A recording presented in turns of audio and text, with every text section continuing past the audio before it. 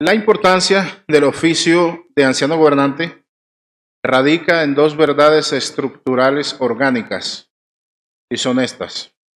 Una, que los ancianos gobernantes en un sentido representan la iglesia, ya lo vamos a mirar, y dos, que los ancianos gobernantes en otro sentido representan a Dios. En eso radica la importancia del oficio de anciano gobernante. ¿Cómo es esto? Pues veamos, en primer lugar, los ancianos gobernantes representan la iglesia en el sentido de que son la voz de la congregación en el quehacer de las distintas cortes del gobierno eclesiástico. Y es que el sistema de iglesias presbiterianas, en este sistema de gobierno, la autoridad no recae únicamente sobre una persona. Usted sabe, ¿cuántas clases de gobierno hay? ¿Alguien sabe? Esto es eclesiología básica. ¿Cómo? ¿Quién dijo 3? Muy bien, muy bien. Muy bien, 3. Episcopal, congregacional y representativa, que es la que manejamos nosotros. Episcopal, congregacional y representativa, sí.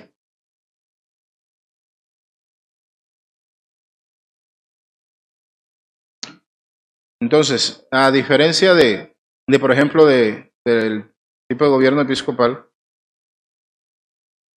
en el sistema de gobierno presbiteriano no es una sola persona la que gobierna, y nosotros lo entendemos así y le damos gracias a Dios. No es que existe un pastor y entonces todos se tienen que someter a él y la voz de él es la voz de Dios y nadie ni siquiera puede cuestionar al ungido de Dios, y esto en las iglesias presbiterianas no se ve. Más bien, lo que hay es un colegiado, un cuerpo de ancianos, del cual el anciano gobernante hace parte. Luego, esta forma de gobierno representativa no es inventada ni tomada al azar ni nada de eso. Esto es un sistema de gobierno puramente bíblico. En el Antiguo Testamento, por ejemplo, los ancianos eran llamados los ancianos del pueblo. Los ancianos del pueblo. Y esto porque en asuntos concernientes al pueblo, ellos representaban al pueblo. Toma de decisiones y todo lo demás. Éxodo 19:7. Entonces vino Moisés y llamó a los ancianos del pueblo y expuso en presencia de ellos todas estas palabras que Jehová le había mandado. Al hablar Moisés delante de los ancianos del pueblo, hablaba a todo el pueblo, porque ellos se encargaban de impartir esta información, transmitirla. Número 11:16. Y ya leímos este texto. Entonces Jehová dijo a Moisés: reúnete 70 varones. ¿De dónde? De los ancianos de Israel, ancianos del pueblo, que tú sabes que son ancianos, y ahí va. Jeremías 19:1.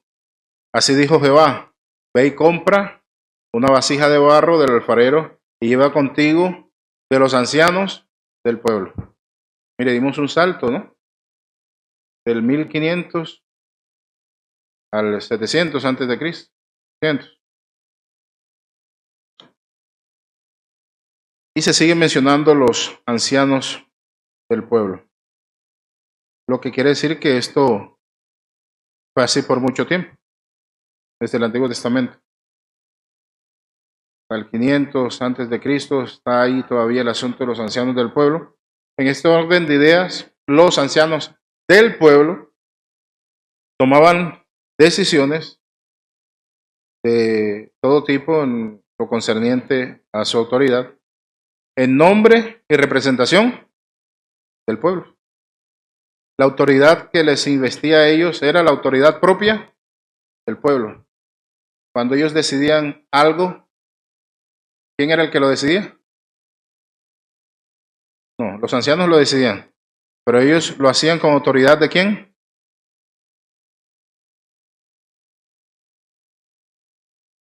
Me voy a devolver 5 minutos y voy a hacer la introducción y todo.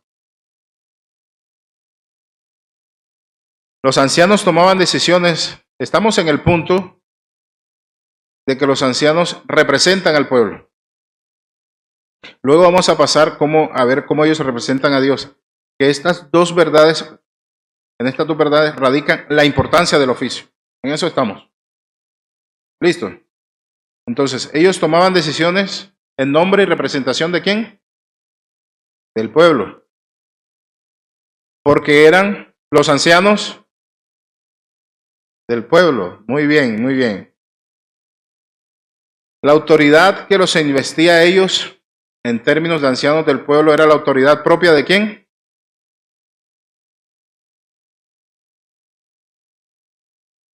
Del pueblo. Ave María, pues hombre. Le salió muy bonito, hermano. La voz de ellos era la voz de quién? En términos de representación del pueblo. Ahorita entramos a cómo es que ellos representaban a Dios. Ahorita estamos mirando cómo representan ellos al pueblo, porque esto es interesante. Porque los ancianos gobernantes de las iglesias locales dentro de las cortes también representan al pueblo. ¿Cuál es el pueblo? La iglesia.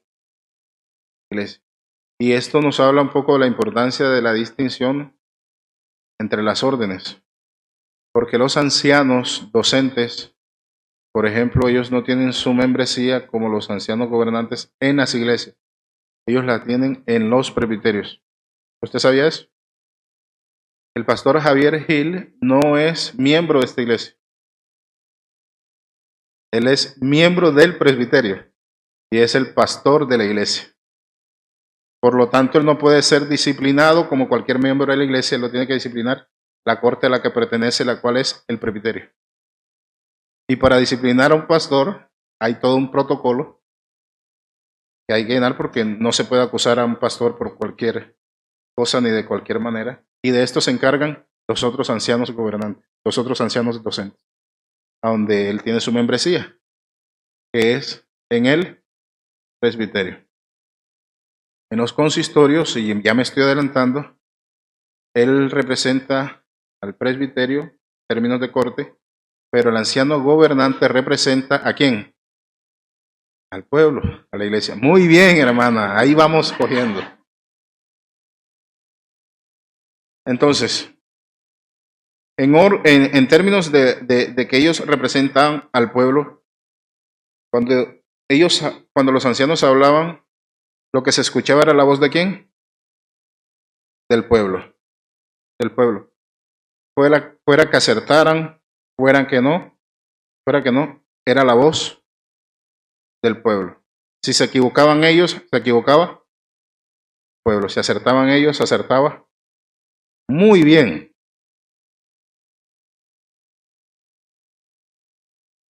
Incluso por causa de la dignidad misma del oficio, ellos ante Dios, ¿a quién representaban? Al pueblo, a la iglesia. Y un ejemplo es Éxodo 24, que no vamos a leer, pero usted lo puede leer en casa, Éxodo 24. Ellos allí representan ante Dios al pueblo. Esto en el Antiguo Testamento. Ahora, cuando llegamos al Nuevo Testamento, la situación no cambia. Los ancianos siguen siendo los ancianos del pueblo. Muy bien, dígalo duro, con confianza. Mateo 21, 23. Cuando vino al templo, los principales sacerdotes y los ancianos del pueblo se acercaron a él mientras enseñaba y le dijeron, ¿con qué autoridad haces estas cosas y quién te dio esta autoridad? Es bien interesante, no voy a entrar en el pasaje, pero es un choque ahí de autoridades, ¿no? Y ellos eran algunos de los que se acercaron ancianos de él. Entonces se sentían y en un sentido tenían la autoridad para increpar, solo que estaban equivocados. Mateo 26, 3. Entonces los principales sacerdotes, y aquí hay distinciones y todo esto, entonces los principales sacerdotes, los escribas y los ancianos del pueblo se reunieron en el patio del sumo sacerdote llamado Caifás. Mateo 26, 47. Mientras todavía hablaba, vino Judas, uno de los 12, y con él mucha gente con espadas y palos, de parte de los principales sacerdotes y de los ancianos. Bueno, esto en cuanto a la nación judía, ¿no? Que ahí estaba todavía, y donde tomamos los elementos antiguos testamentarios para el ejercicio de la iglesia y del gobierno. En cuanto a la iglesia como tal, la iglesia del Nuevo Testamento, la iglesia, los que creemos en Cristo, cuando ésta se organiza, el principio y oficio del gobierno eclesiástico continúa igual. Los ancianos gobernantes siguen siendo ahora los representantes del pueblo. Los ancianos siguen siendo los ancianos del pueblo en el sentido de que ellos son, escuche esto, elegidos de entre el pueblo. ¿Cuál es el pueblo? La iglesia. Para guiar y representar al pueblo con todo lo que ello implica. Y aquí hay algunas citas bíblicas para que la noten. Hechos 15:2, Tito 1, 5 al 7 y Hechos 6:3. Hechos 15:2, Tito 1, 5 al 7 y Hechos 6:3. Voy a leer Hechos 15:2. Como Pablo y Bernabé, ya lo leímos, pero es para hacer el énfasis. Como Pablo y Bernabé tuviesen una discusión y contienda no pequeña con ellos, se dispuso que subiesen Pablo y Bernabé a Jerusalén y algunos de ellos a los apóstoles y los ancianos para tratar esta cuestión. Bueno, aquí los representantes del pueblo, entiéndase la iglesia, van a resolver, como ya lo vimos, un asunto importante bajo la guía del Espíritu Santo, pero en nombre y representación del pueblo, entiéndase la iglesia. Tito 1, 5 al 7. Por esta causa te dejé en Creta para que corrigiese lo deficiente y establecieses ancianos en cada ciudad, así como yo te mandé. Y ahí da entonces unos requisitos de los ancianos del pueblo, de entre el pueblo, para el pueblo, en representación del pueblo, entiéndase, la iglesia. Así que nuestro hermano Tito, por orden apostólica, debía escoger de entre los varones de las iglesias que estaban en las ciudades de Creta, los futuros ancianos del pueblo que gobernaran, guiaran y además representaran a las iglesias o al pueblo. Hechos 6:3. Buscad pues, hermanos, de entre vosotros. ¿De entre dónde? Del pueblo, la iglesia. Buscad pues, hermanos, de entre vosotros a 7 varones. Y ahí da una lista de buen testimonio, llenos del Espíritu Santo, etc. Bueno, esta es una cita en donde se designa es a los diáconos y entonces usted dirá, ajá, pero ¿y si estamos hablando de los ancianos gobernantes? Bueno, es una cita que aplica para el oficio. Para el oficio. Porque es un principio eclesiástico. Es un principio eclesiástico que incluye a los ancianos gobernantes. Es una cita donde se habla de la asignación del diaconado, pero lo que enseña es un principio de gobierno eclesiástico que rige para todos los oficios. Una de las bendiciones de esta forma de gobierno eclesiástico es que asegura entonces la participación de toda la iglesia en sus asuntos, al tiempo que evita cualquier tipo de señorío indebido o jerarquización. Los apóstoles lo tenían muy claro. Mire usted lo que dice, lo que escribió el apóstol Pedro en 1 Pedro 5, 1 al 3. Ruego a los ancianos que están entre vosotros. Yo, anciano, también con ellos. Versículo 2. Apacentad de la grey de Dios que está entre vosotros, cuidando de ella no por fuerza, sino voluntariamente, no por ganancia deshonesta, sino con ánimo pronto. No como teniendo señorío sobre los que están a vuestro cuidado, sino siendo ejemplos de la grey.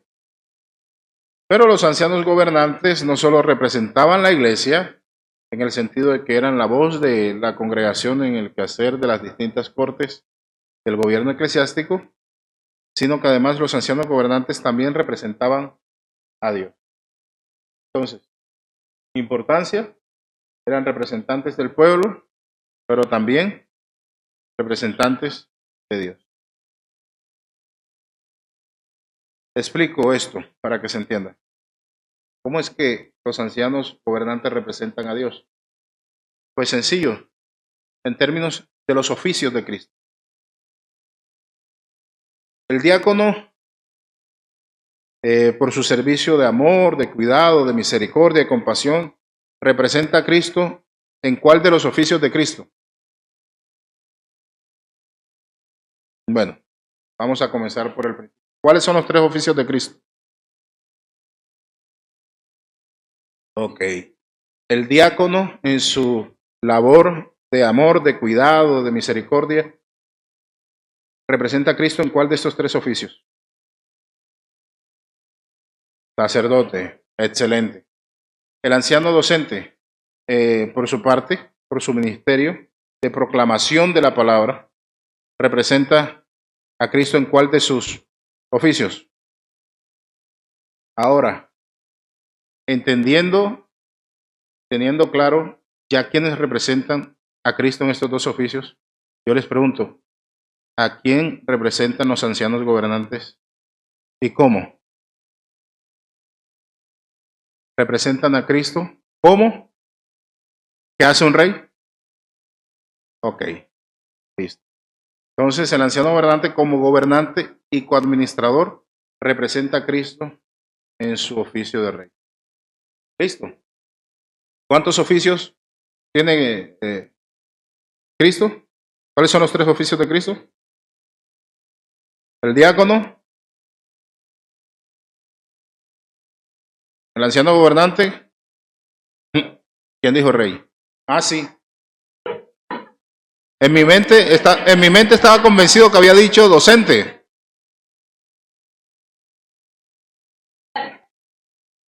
Imposible.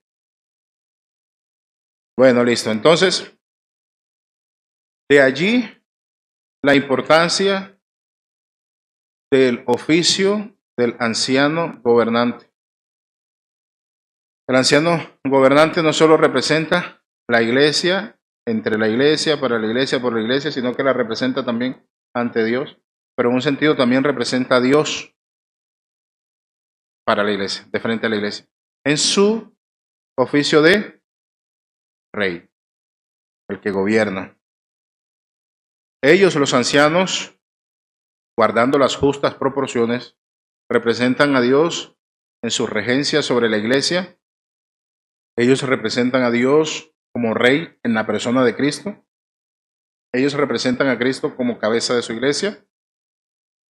Lo representan con todos los poderes espirituales de gobierno y regencia.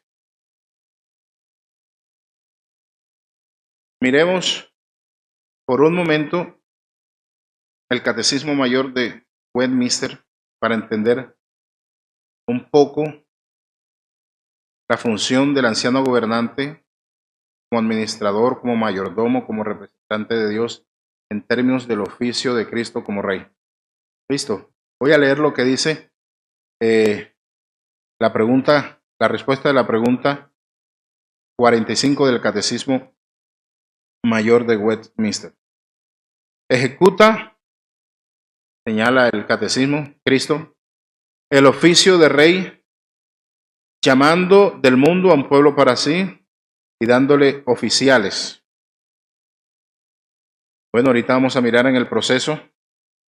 Voy a acelerar un poco.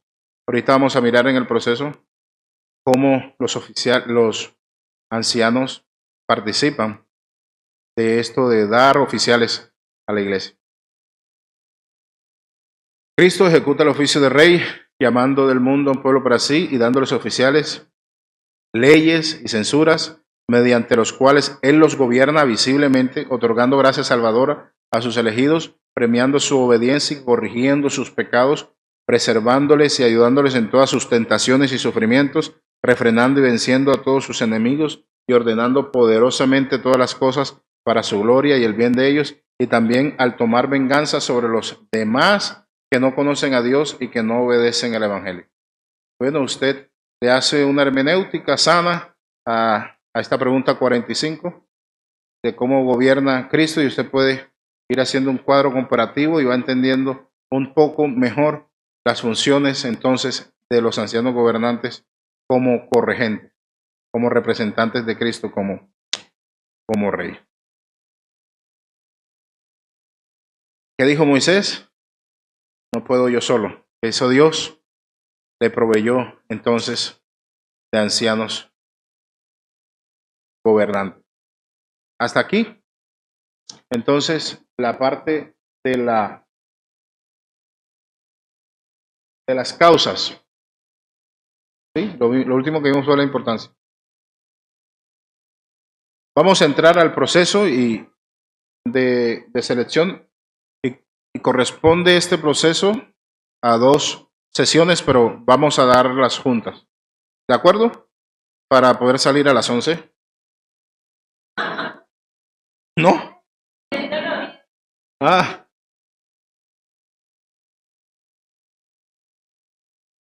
ok.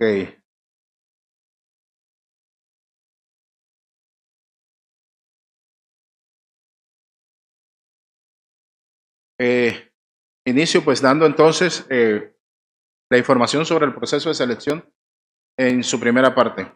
Y me estoy refiriendo específicamente a la parte previa del proceso.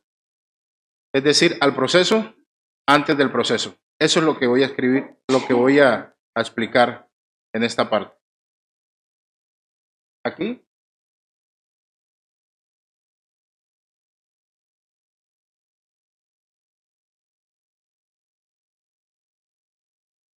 Pero comencemos de todas maneras hablando de la previa. Y es que antes de entrar a elegir y ordenar cualquier varón al oficio de anciano gobernante, lo primero que se debe hacer es capacitar la iglesia. Eso es lo primero. Y entonces en esto consiste la primera parte del proceso. Capacitar la iglesia. Y luego en el espacio que nos queda,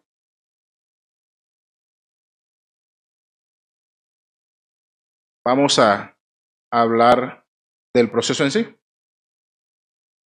Hay que capacitar la iglesia. Si esta nunca ha sido capacitada y se van a escoger ancianos, hay que capacitarla para que ella entienda. Y si la iglesia ya ha sido capacitada y se va otra vez a escoger ancianos, hay que volverla a capacitar. O sea, la capacitación siempre va, siempre, sea a modo de recorderis o sea a modo de información que no se tenía, pero hay que darla. Esta instrucción o capacitación es indispensable y debe darse, para mi opinión, por lo menos por 3 razones. Se las voy a leer. En primer lugar, y esto es tomado de todo lo que hemos visto, que es algo obvio, en primer lugar porque los oficiales de la iglesia salen o surgen de las mismas iglesias. Entonces, esta es la primera razón por la cual hay que capacitar la iglesia, porque de ella van a salir, de ella misma van a salir los oficiales, y necesita estar capacitada. En segundo lugar, porque la iglesia en su conjunto es la que elige a sus propios oficiales. O sea, no van a venir de otra parte a elegir los oficiales, son ustedes los que lo van a elegir. Y en tercer lugar, porque la iglesia, antes de elegir, debe conocer la responsabilidad que Dios demanda de ella y conocer también los estándares que Dios exige de los candidatos. ¿verdad? Estaba dando las 3 razones por las cuales yo considero que la capacitación es indispensable. Y son razones obvias, ¿no? Que ustedes también, a las que ustedes también pueden llegar por mera inferencia o conclusión. En primer lugar, porque los oficiales surgen de la misma iglesia y si la iglesia no se capacita, pues ni siquiera, ¿cómo va ella? ¿Cómo? ¿Qué dijo mi hermana? Bueno, ok. ¿Sí?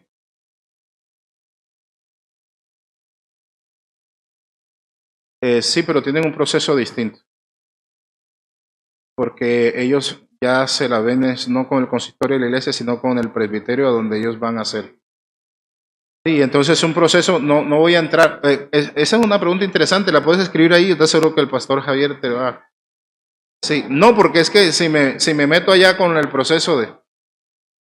Ahí no perdemos, pero sí gastamos por ahí unos de 5 a 10 minutos ahí para entender eso. En segundo lugar, porque la iglesia en su conjunto es la que elige a sus propios oficiales. Y en tercer lugar, porque ella debe saber la responsabilidad que tiene para elegir y los requisitos. Si la iglesia no conoce los requisitos, elige a cualquiera. Y si no conoce sus responsabilidades, ni siquiera se preocupa por elegir. ¿Eh? En este proceso previo hay que enseñar muchas cosas, sobre todo si es la primera vez que se va a capacitar. Hay que enseñar muchas cosas. Yo aquí tengo una lista más o menos de 7 cosas que yo considero que sí o sí deben ir. Esto no es, esto no es una información revelada ni nada. Cualquier pastor, cualquier predicador puede decir otras cosas. Yo aquí tengo una lista de lo que yo considero que se debe enseñar en la capacitación de la iglesia. Yo considero que se debe enseñar a la iglesia en términos de capacitación, por lo menos en esto. 1, enseñar sobre el oficio del anciano y sus quehaceres o funciones. Eso debe tenerlo claro la iglesia.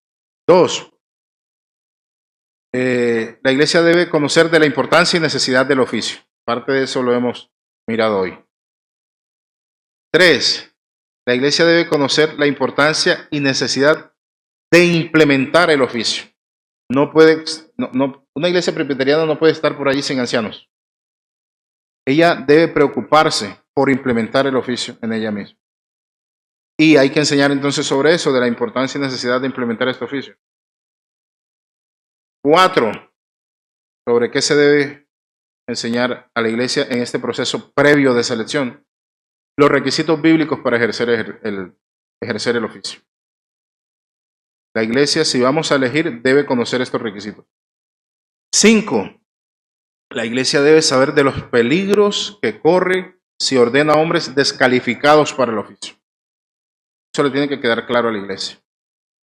6, la iglesia debe conocer las bondades, las bendiciones de ordenar hombres idóneos, aptos para el oficio.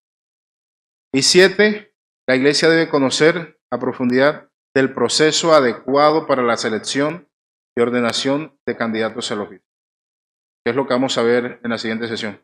Ella debe saber los pasos 1, 2, 3, porque si no, entonces va a haber confusión. Estas son las razones por las cuales esta es la información que yo considero debe proporcionársele a la iglesia antes de entrar al proceso de elegir.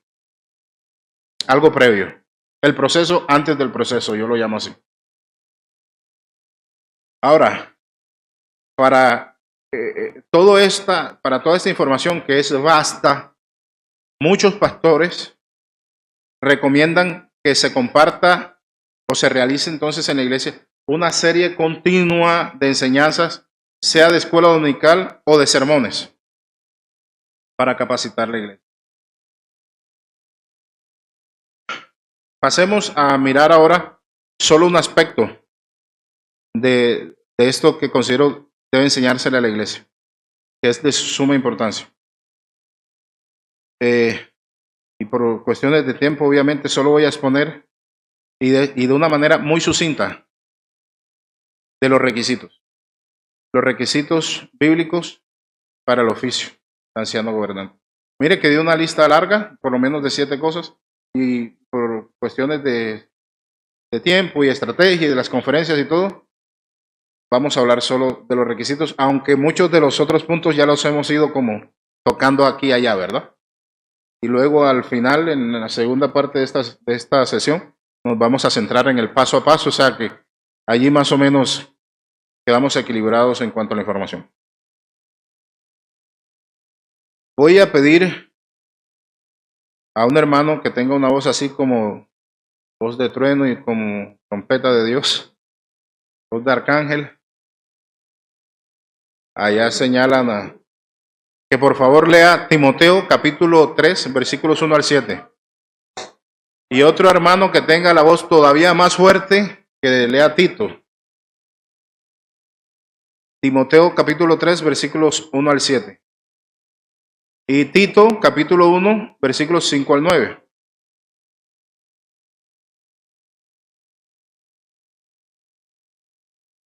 Sí, por favor, fuerte y claro. ¿Cuál es el contexto que ustedes ven aquí en ambas citas? Un contexto eclesiástico y básicamente en el orden de selección de ancianos. ¿Sí se dieron cuenta? Timoteo está recibiendo instrucciones apostólicas generales para la organización y funcionamiento de la iglesia. Y él está en Éfeso, la ciudad de Éfeso. Tito, por su parte, está recibiendo las mismas instrucciones con algunas variables en relación a herejías que él estaba enfrentando fuertemente en Creta. Pero es lo mismo contexto, las mismas necesidades y básicamente los mismos requisitos. De modo que había en ambas listas que podemos ver, hay varias cosas en común. Y ellos también tenían en común la responsabilidad de llevar a cabo la orden que el apóstol Pablo le estaba dando en cuanto a comunicar los requisitos que necesitaban los ancianos gobernantes en la iglesia. Los futuros ancianos gobernantes eran iglesias sin ancianos. ¿Cómo le dice el Señor a través del apóstol Pablo, por ejemplo, a Tito? Por esta causa te dejé. ¿Para qué? Para que corrigiese lo deficiente y... Ok. Ahora, a fin de que tanto el hermano Tito y el hermano Timoteo cumplieran con esta responsabilidad, el apóstol le da una lista a cada uno, ¿no?, de requisitos. Y básicamente son los mismos requisitos en ambos casos, con algunas variables, como lo vamos a mirar. Ahora bien, escuche, estos no son los únicos requisitos que la Biblia muestra para ancianos, que estamos aplicándolos hoy al anciano gobernante. Estos no son los únicos requisitos, pero sí son los únicos en los que me voy a detener, que leímos. Algo interesante es que hay muchas formas de clasificar estos requisitos. Muchas. Y cada predicador tendrá alguna y cada comentarista bíblico tendrá uno. Yo por mi parte voy a dar la lista como aparece en primera de Timoteo, así tal cual, en los requisitos uno por uno como están allí. Voy a cotejarlo con los requisitos que están en Tito y vamos a ir mirando cuáles están en Timoteo que no están en Tito y cuáles están en Tito que no están en Timoteo, y así hacemos una sola lista de requisitos para ancianos gobernantes. Comencemos. Timoteo 3, versículo 1. Primer requisito que aparece aquí. Por todos son 23 requisitos, así que vamos a darle pinceladas a la descripción de los requisitos, ¿no? No nos podemos quedar a hacer un sermón por cada requisito. Yo creo que ustedes comprenden, ¿verdad? Pero la idea va a quedar clara. Y esto es sumamente importante para ahora que ustedes vayan a elegir ancianos y para ahora que muchos de ustedes sean postulados como ancianos y para la hora en que sean ordenados ancianos, porque esto no cambia. Primer requisito que aparece allí, versículo 2 de Timoteo 3. ¿Cuál es? Y este mismo requisito está en Tito, versículos 6 y 7. Y esto que el obispo, el anciano, tiene que ser irreprensible, esto no indica que tiene que ser perfecto. pero sí que tiene que tener una buena reputación moral. No que no va a tener pecado, pero sí de que no va a poder ser acusado de pecado, sobre todo de pecados escandalosos. Una persona o un anciano irreprensible es alguien que si lo acusan es mentira. Esa es la idea, que no haya de qué acusarlo y si lo acusan que sea mentira. Eso es ser irreprensible. No es perfección, no es sin pecado, es esta condición. Esto libra a la iglesia de ataques, porque un pastor cuando lo acusan de pecados graves y es verdad, usted sabe todo lo que sucede. De modo que el anciano debe ser irreprensible. Versículo 2. Marido de una sola mujer. Esto está también en Tito, versículo 6. No mujeriego, no adúltero, no infiel, no picaflor. ¿Conocen ese término, verdad? Eso que coquetea con muchas mujeres al mismo tiempo. No. Un anciano no puede ser así. Punto. Esto de que coquetea con muchas mujeres al mismo tiempo y salta de una relación a otra sin compromiso serio y con relativa facilidad. Si usted encuentra a un muchacho así en la iglesia, esperen hasta que deje la sinvergüenzura. Si alguien quiere postularlo, porque tiene que dejar esto para poder acceder al cargo.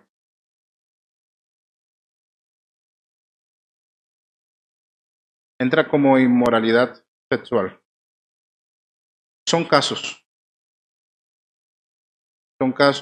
y anota allí la pregunta. Listo.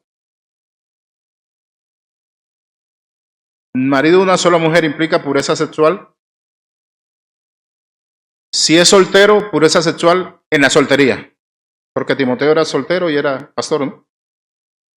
Entonces, si es soltero, pureza sexual en la soltería. Y si es casado, no cambia. Pureza sexual entonces en el matrimonio. Enemigo acérrimo de la pornografía, de la poligamia, de la promiscuidad, etc.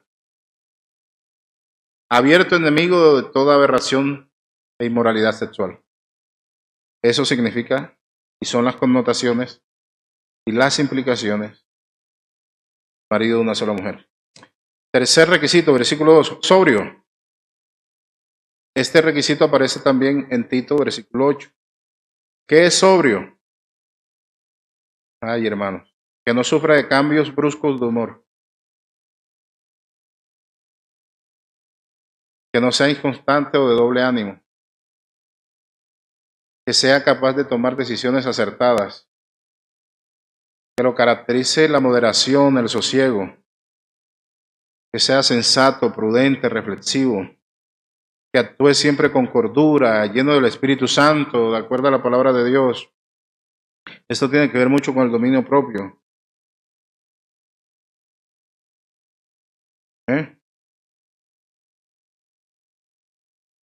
Cuarto, prudente. Esto es que es discreto, sensato, cauteloso también, que discierne la amenaza, que evita el peligro. Eso es ser prudente, que controla sus pasiones, que posee buen juicio, que tiene la capacidad de recapacitar y pensar con claridad, lleno de sabiduría y objetivamente. Eso significa ser prudente. Hay un quinto requisito que aparece en Tito, pero no aparece en Timoteo. Versículo 7 de Tito, administrador de Dios. Dice que debe ser irreprensible como administrador de Dios. Por lo que se entiende entonces que es y debe ser administrador de las cosas sagradas. Buen administrador es la idea. Reflexivo en cuanto a su oficio y funciones ministeriales. Como administrador de Dios debe ser consciente de las responsabilidades que Dios le ha confiado y es ordenado, y de las responsabilidades que Dios le va a confiar si va a ser, que aún no lo es. Debe ser reflexivo en eso.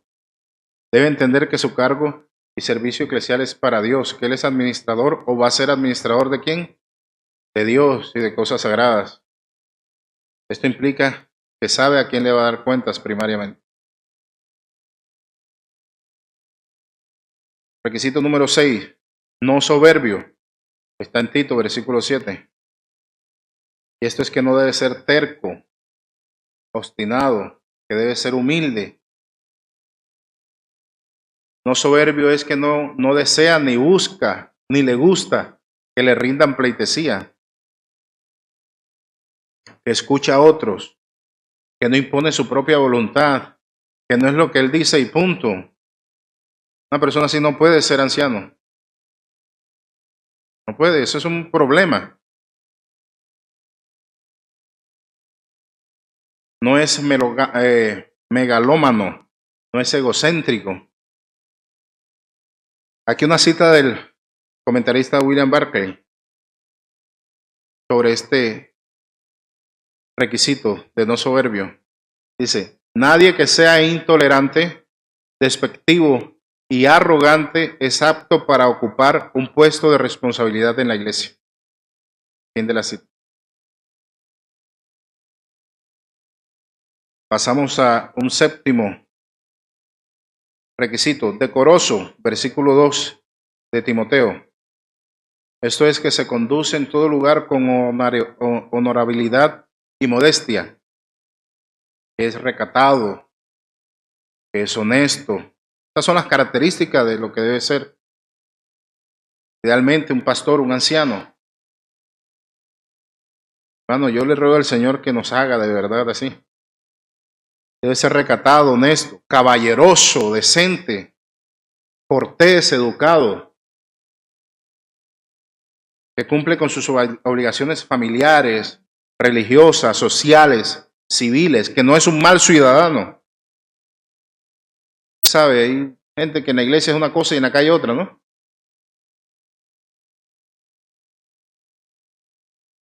Averiguando sobre esto encontré que un comentarista escribía una frase de Platón sobre la palabra decoroso. Decía Platón, decoroso es aquel hombre que, sin hacer alarde, cumple con sus deberes de ciudadano y lo hace ordenadamente. Así debe ser un pastor. Requisito número 8, hospedador. Está tanto en el versículo 2 de Timoteo como en el versículo 8 de Tito. ¿Qué significa hospedador? Es caritativo, hospitalario, misericordioso con los necesitados, dispuesto a socorrer a los desamparados, excelente anfitrión de amigos y también de extraños, que pone sus bienes al servicio de Dios, que tiene y muestra amor fraternal para con todos. Significa o son las implicaciones de ser hospedador. Y yo quisiera, hermanos, honestamente, que cada varón de la iglesia, y las mujeres también, no necesariamente para ser pastoras, sino para tener una vida integral. Yo quisiera que en la medida en que vayamos leyendo los requisitos que el Señor nos exige, vayamos como escaneando nuestra vida y orando, hermano, en nuestros corazones.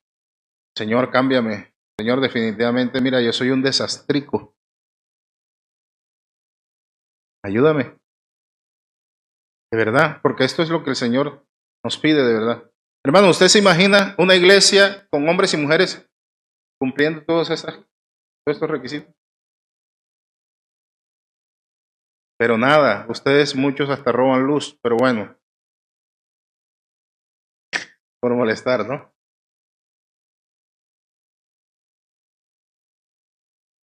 ¿Por dónde vamos? 9, apto para enseñar. Esto es que es competente para la enseñanza bíblica, capacitado para refutar el error. ¿Usted se imagina un anciano gobernante que no es capaz de refutar una herejía o un error? Estas son las implicaciones entonces de apto para enseñar para el gobernante. Ahorita que me preguntaban, ¿verdad? Conocedor de todo el consejo de Dios, un anciano gobernante tiene que conocer la Biblia. No es opcional, es que tiene. Debe tener hábil manejo de las escrituras. ¿Cómo es que está buscando a Geo en el Nuevo Testamento un anciano gobernante? Y usted le dice, vamos a Jericó 3:15 y él comienza a buscarlo en la Biblia.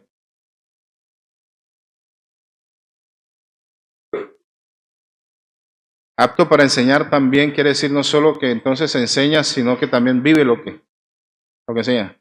Lo que enseña, si no, no es apto. Pero ¿cuántos pastores y ancianos, voy a hablar en plural para no pecar, predicamos una cosa y vivimos otra? ¿Verdad? 10. Amante de lo bueno. Eso solo está en Tito, versículo 8.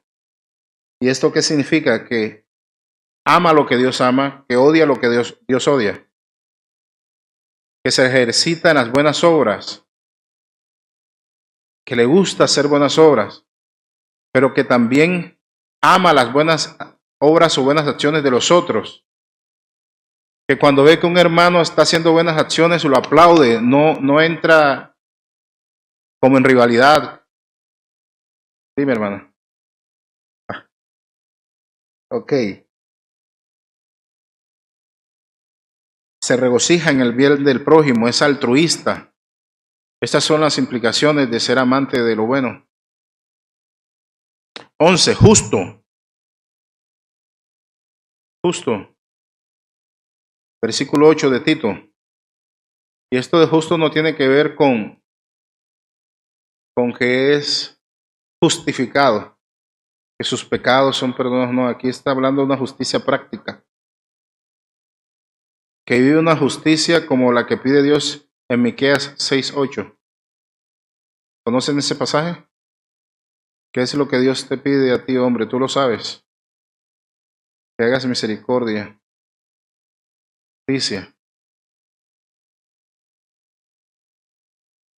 Una persona justa, un creyente justo, un anciano justo, es que no abusa de los más débiles. Y esto no es solo en el ámbito de la iglesia, en su casa. Paga lo justo a la muchacha que le colabora. Que no abusa del pobre. Que no hace excepción de personas.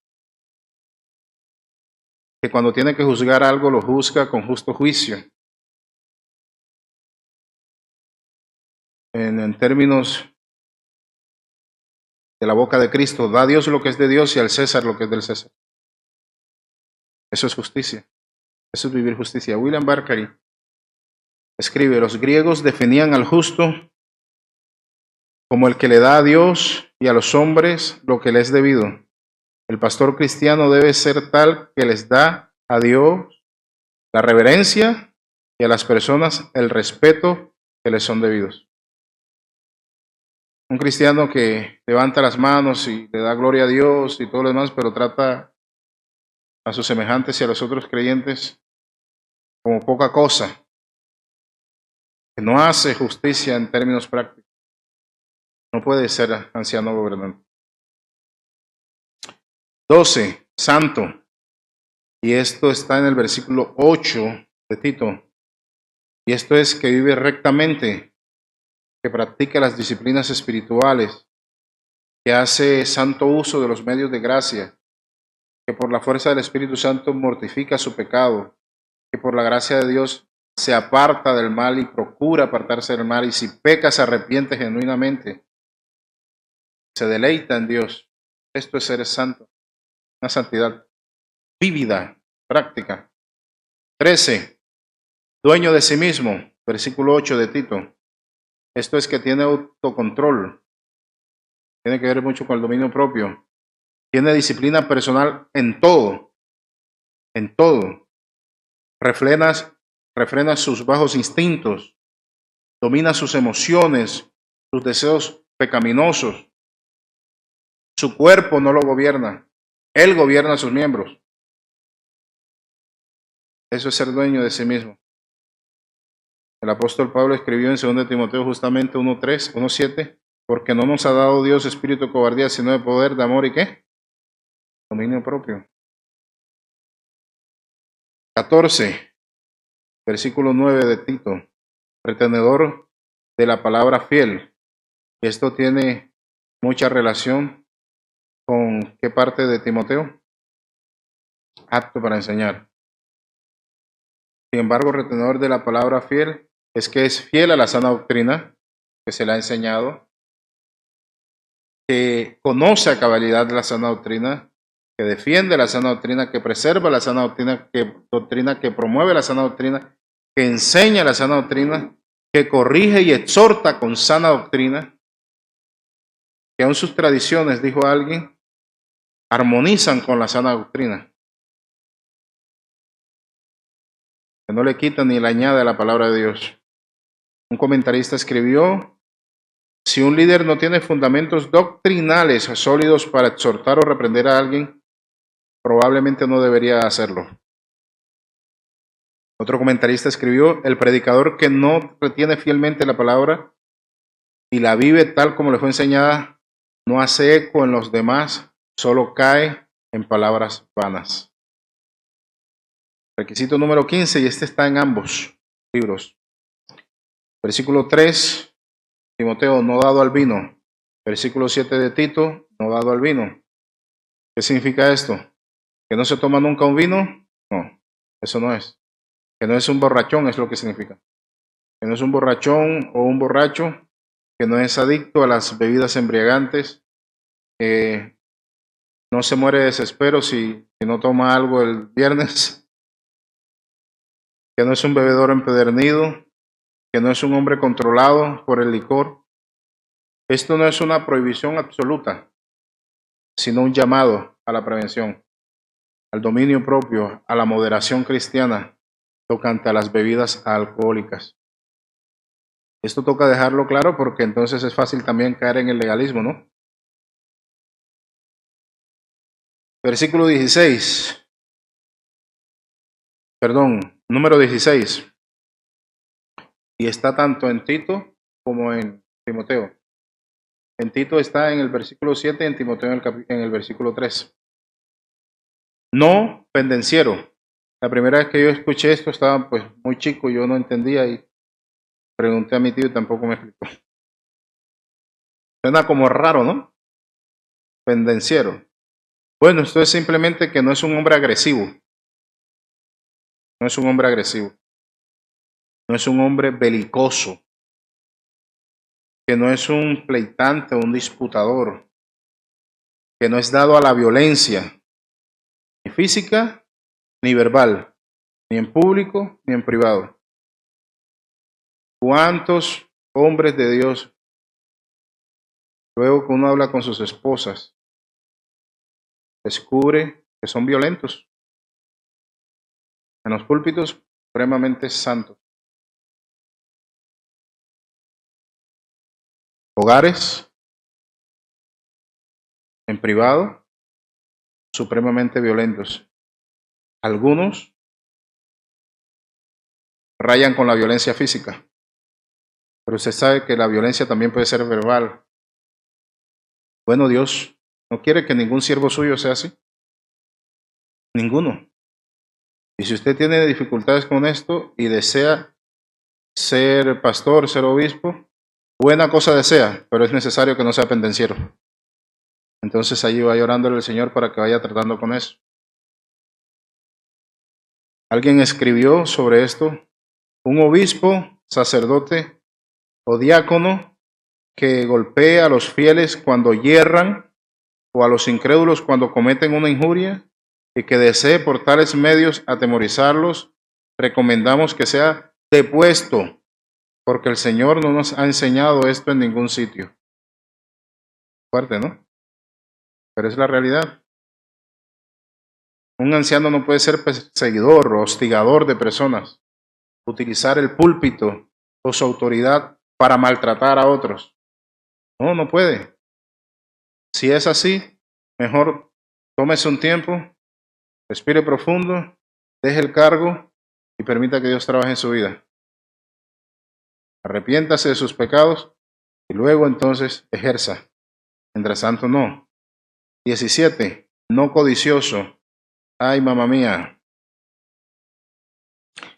Eso está tanto en el versículo 3 de Tito como de el 7 de Timoteo. Y eso es tan peligroso, tan peligroso, tan peligroso, que de acuerdo a la Biblia, la codicia, el pecado de codicia, ¿usted sabe qué es? Uno de los distintivos de los falsos maestros. La codicia de los falsos maestros, de los falsos profetas. Mire, los falsos maestros son capaces de torcer la Biblia y asfixiarla y cogerla por el cuello con tal de que esto, lo que digan, o lo que enseñen, o lo que prediquen, les genere algún tipo de ganancia. Porque son codiciosos. Bueno, el anciano verdadero está llamado a evitar este pecado. El anciano verdadero debe ser honesto, no debe amar el dinero, debe huir del engaño de las riquezas. Y aquí no se está hablando de que usted no tiene derecho a prosperar y que no tiene derecho a trabajar. La Biblia dice que la mano diligente enriquece, que la negligente empobrece. Pero la Biblia es también muy clara en cuanto al engaño de las riquezas y el amor al dinero. Creo que usted entiende eso. El anciano no debe involucrarse en negocios turbios, debe ser íntegro y honesto. Los ancianos deben tener esto en sus corazones. Y una de las razones prácticas es esta. Normalmente los diáconos son los encargados de manejar las finanzas de la iglesia, pero cuando no hay diáconos, los ancianos tienen que hacerlo. Y si el anciano es codicioso, va a tener problemas con esto. 18, versículo 3 de Timoteo, solo ahí está, amable. Esto es que es afectuoso, cordial, atento, servicial, y no con unos cuantos, con todos. Usted como anciano, si va a ser anciano, o si como anciano, si lo es, usted no puede ser servicial con 2 y 3, y no servicial con 4 o 5. Con todos. Trata bien a las personas, eso significa ser amable. Las trata bien incluso cuando tiene que corregirlas.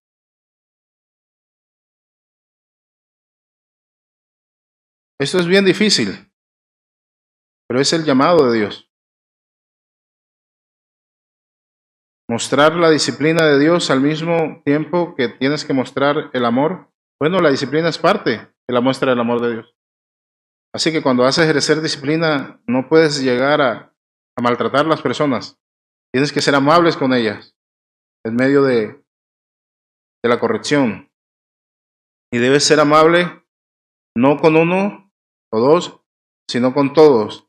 Y no debes ser amable por interés, no debes ser amable para que te vean, porque si lo haces por eso, ya sabes, en tu vida secreta y privada eres un desastre. Debes ser amable por amor a Cristo. Debes ser amable porque tú quieres reflejar a Cristo. 19. Apacible. Y esto es lo mismo que no iracundo. Apacible está en el versículo 3 de Timoteo y no iracundo está en el versículo 7 de Tito. Esto es que es un pacificador de conflictos. Es un conciliador que ama la paz, ama la armonía cristiana. Que no es de esos que anda por ahí buscando problemas ni peleando por todo y por nada. ¿Qué problema tener gente así? Eso es un cólico. En serio. Gente en la iglesia que pelea por todo y por nada y aparte de eso quieren ser ancianos. Y entonces si tú no los pones, pelean contigo. No. Alguien que es apacible, que no es iracundo es alguien que controla su temperamento. Es alguien que madura su carácter. Que no vive en un estado de ira o de amargura permanentemente. ¿Ve? Hay cosas que la iran, ¿no? A mí también, a todos. Pero esto no puede convertirse en un estado de ánimo permanente en nosotros. La amargura no puede ser lo que nos caracteriza a nosotros. La pasibilidad, sí. No puede ser alguien que se enoja o exacerba por cualquier cosa, sino alguien que más bien reacciona con calma, con serenidad, incluso ante el agravio, incluso ante la presión. El Señor nos ayude. Un hombre iracundo, esto lo coloqué aquí como una nota, un hombre iracundo, para nada apacible, no es solo un peligro para su familia, para la iglesia y para todos los demás, sino también para sí mismo. 20. No avaro. ¿Y esto con quién tiene relación? Con no codicioso. Pero esto está solo en Timoteo 3, versículo 3. Esto es que no es un hombre insatisfecho. Tú sabes, esas personas que Dios les está bendiciendo todo el tiempo, pero siempre falta un centavo para el peso.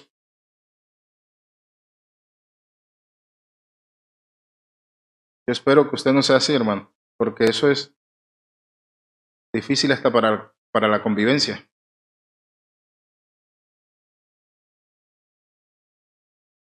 Oras porque el Señor te dé un lote para construir la casa, el Señor te lo da, y ni siquiera agradeces cuando ahora estás preocupado por construir en términos de que no te deleitas en Dios, en lo que Él ya te ha dado.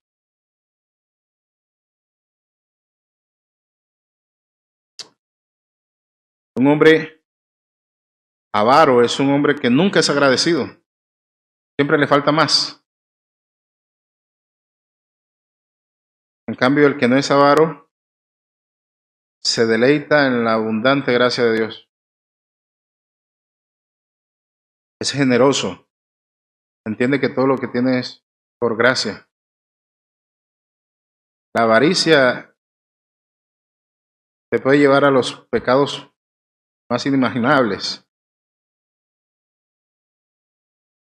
El hombre avaro hace cualquier cosa por dinero, en cambio el que no es avaro, que es el requisito que el Señor nos ordena, es alguien que tiene una perspectiva bíblica del dinero. Puede ser empresario, puede ser millonario, puede ser trillonario, puede ser un magnate y tiene una perspectiva bíblica del dinero. Vive de acuerdo a esta perspectiva bíblica. No es la avaricia lo que lo domina, ni la insatisfacción. 21. Y está en el versículo 4 y 5 de Timoteo y en el versículo 6 de Tito. Dice Tito, hijos creyentes, no acusados de disolución ni de rebeldía, dice Timoteo, que gobierne bien su casa y tenga a sus hijos en sujeción. Esto es sumamente importante porque usted sabe que la primera iglesia del pastor, del anciano, de quien sea de su casa. Me gustó una frase de algún libro y de un evento que hicieron en Santa Marta. La primera iglesia primero. La primera iglesia es la de nosotros y esa debe ser primero que la otra iglesia, donde tenemos la membresía eclesiástica. Esto de que gobierna bien su casa, etcétera, esto es que pastorea con fidelidad su familia. Pastorea con fidelidad su familia. Y en esto pienso otra vez en los tres oficios de Cristo. Cómo un padre de familia ejecuta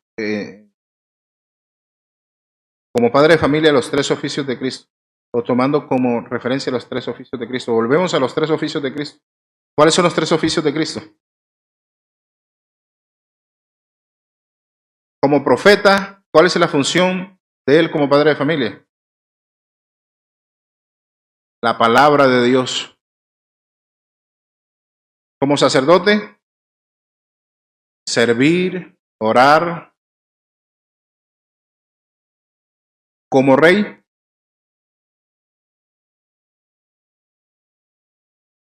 los tres oficios de Cristo aplican también para nosotros, nuestros hogares. Piense en los tres oficios de Cristo para gobernar bien su casa y verá que te va a ayudar.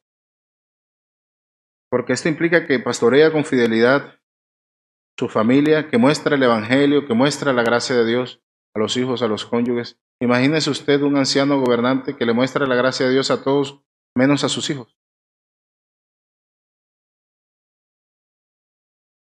Terrible. Que muestra la gracia de Dios y el Evangelio el domingo en el púlpito a todas las personas y salen muy tocadas pero no hay Evangelio ni gracia para su esposa cuando se equivoca.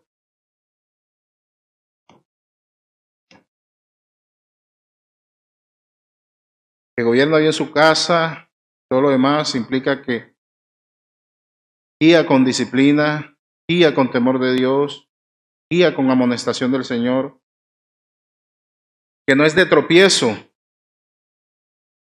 en la intimidad de su hogar, que no le va a pasar como al predicador que estaba una vez dando un sermón y de pronto entró la esposa con la cama,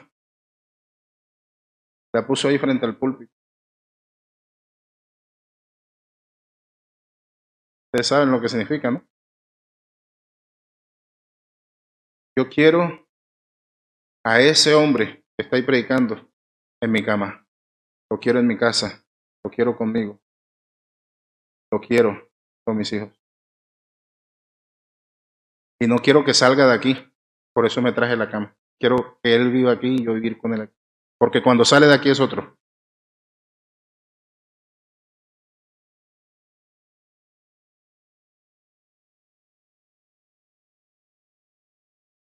El gobierno ahí en su casa implica que su esposa, sus hijos, se sujetan a su autoridad. Y aunque tenga que ejercer la disciplina, lo hacen con amor, no lo hacen a la fuerza, porque Él les ha mostrado la gracia del Evangelio.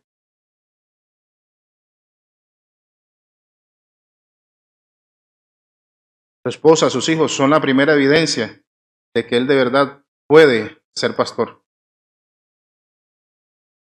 Su esposa y sus hijos, sujetos, son la primera evidencia de que Él puede ser un anciano gobernante. ¿Alguien puede leer los versículos 4 y 5 de Timoteo y el versículo 6 de Tito? Por favor.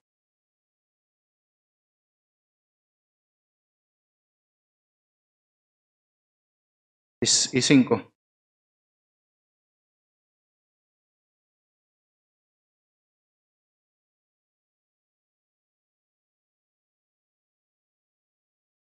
Tremenda pregunta retórica, ¿no? ¿Cómo vienes tú a decir a mí que tú quieres discipular a otros y enseñar a otros? Comienza por tu casa.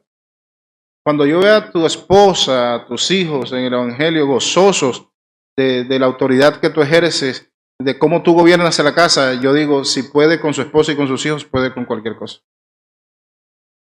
¿Qué dice Timoteo? ¿Qué dice Tito?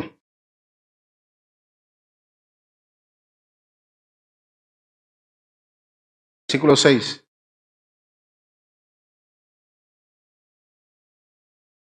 ¿Nadie lo tiene?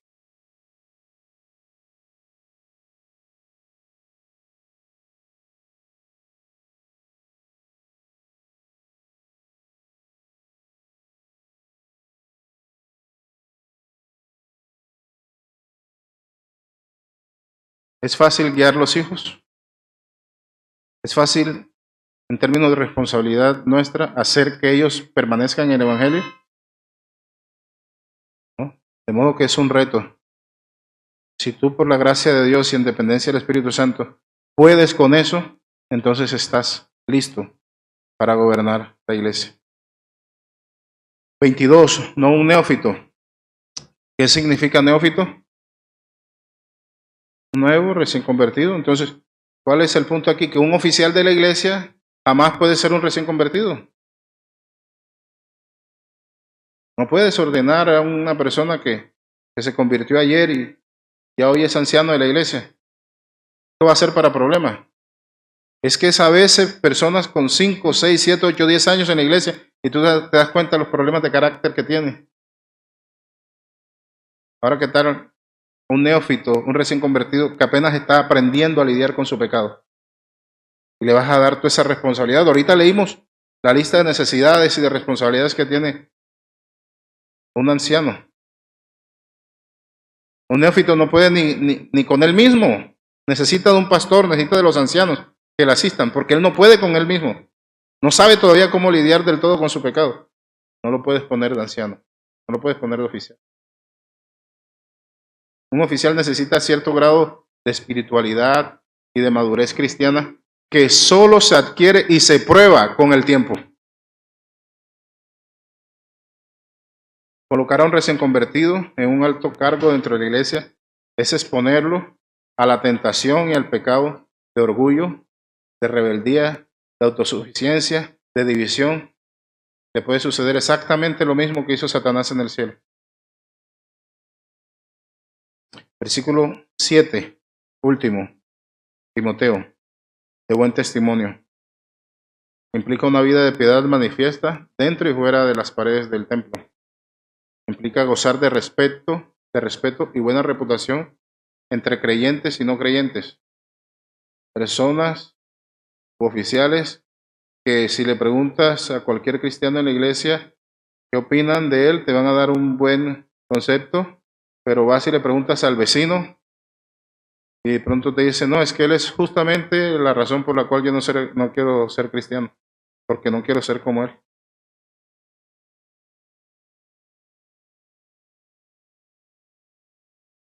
Ser de buen testimonio implica predicar el evangelio con la boca, respaldarlo con tu vida, a través de una vida ejemplar. Hay mucho más que decir. Vamos a la siguiente parte. Mientras tanto, pues, oremos en nuestros corazones a Dios porque nos permita cumplir con estos requisitos, porque en nosotros mismos no podemos. Yo creo que ninguno aquí ha salido ileso después de leer estos requisitos. Ni yo, ni nadie. Ni ustedes, ninguno. Que el Señor nos ayude. Que el Señor nos ayude porque son exigencias que Él nos hace. Y esto no va a cambiar. Él no va a bajar el estándar para que podamos nosotros ahí estar como... ¿no? Nosotros somos los que nos tenemos que acomodar al estándar. Arrepintámonos de nuestro pecado. Roguémosle al Señor que podamos mostrar cada uno de estos requisitos mostrando a Cristo.